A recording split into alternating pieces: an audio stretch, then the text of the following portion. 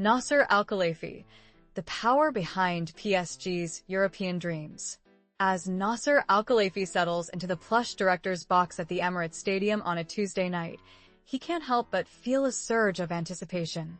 Paris Saint-Germain, PSG, is on the brink of what could be a monumental victory, potentially clinching the Champions League title that has eluded them for so long. Since Qatar Sports Investments took the reins in 2011, the goal was clear: dominate European football within 5 years. Now, with a fresh and focused strategy, PSG is closer than ever to realizing that dream, and Khelaifi stands at the helm, steering the club towards greatness. Often described as the most powerful person in sport that nobody has heard of, Khelaifi's influence is undeniable, even if it hasn't fully registered with the British public just yet. His presence at Arsenal is likely to be met with a warmer reception than the icy welcome he received from Bayern Munich fans last November, who were all too aware of his multifaceted roles. A banner in the stands read, "Minister, club owner, TV rights holder, UEFA Exco member and ECA chairman all in one," while another labeled him a plutocrat, highlighting the complexities and controversies surrounding his extensive power. Critics often point to Khelaifi's numerous roles as a source of contention, particularly the concept of double-hatting. This term gained traction during a legal challenge from Manchester City, which led to a ruling that deemed the Premier League's dual role as both regulator and economic participant unlawful.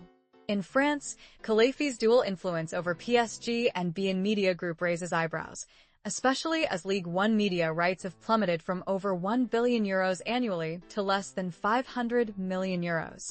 The main rights holder, DAZN, is even seeking a refund on its €400 million investment due to disappointing subscriber numbers. BeIN, which has held Ligue 1 rights since 2012, pays €100 million each season for exclusive access to the league's biggest matches.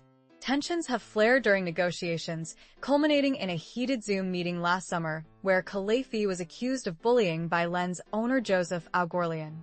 The fallout from that meeting was significant, with a video of Khelaifi's assertive demeanor surfacing, casting a shadow over his carefully crafted image as a diplomatic leader.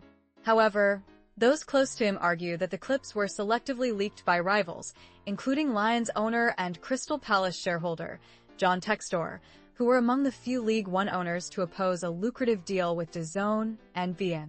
Khelaifi's clashes extend beyond Ligue 1, as he has also had run-ins with FIFA president Gianni Infantino. Frustrated by the slow progress on commercial deals for the Club World Cup, Khelaifi made his displeasure known during a particularly fiery exchange. He believes that clubs should have more control over the tournament, similar to their influence at UEFA, while FIFA aims to maintain its grip on the event. His commitment to the Club World Cup is evident, as the European Club Association, ECA, under his leadership, has backed the tournament vigorously. However, some critics question whether this stance truly serves the interests of all ECA members, suggesting that Khelaifi's management style leans towards autocracy, favoring elite clubs over the broader football community. Khelaifi's rise to prominence was undoubtedly influenced by the Super League debacle in 2021. While he claims he never sought the ECA position left vacant by Andrea Agnelli, who resigned amid the fallout, he positioned himself as the anti-Super League candidate. Whether he was a savior during a crisis or merely a beneficiary of the chaos remains a topic of debate. Looking ahead, if PSG's young and dynamic squad manages to lift the Champions League trophy in Munich, Khelaifi's vision for the club could finally come to fruition. He has often expressed frustration over the perceived hostility towards him and Qatar's interests in France, a sentiment that resurfaced when he was placed under investigation earlier this year in a complex case involving businessman Arnaud Lagardère. Khelaifi denies any wrongdoing and has indicated that Qatar is shifting its investments towards more welcoming environments. Some insiders speculate that Khelaifi harbors ambitions for the FIFA presidency, a role that would undoubtedly solidify his status in the football world. He is also exploring the possibility of hosting Champions League matches in the US, a move that could further expand his influence.